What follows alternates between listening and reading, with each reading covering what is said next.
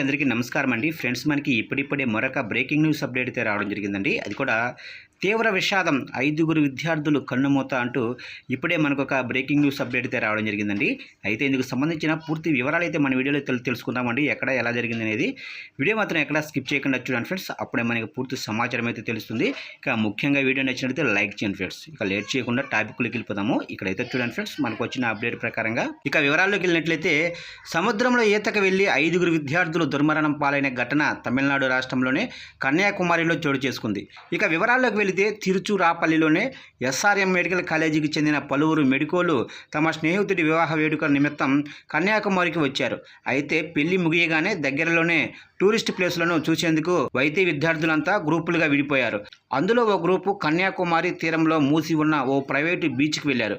ఈత కోసం సముద్రంలోకి దిగగా అలలు పెద్ద ఎత్తున రావడంతో 5గురు విద్యార్థులు సముద్రంలో కొట్టుకుపోయి మృతి చెందారు.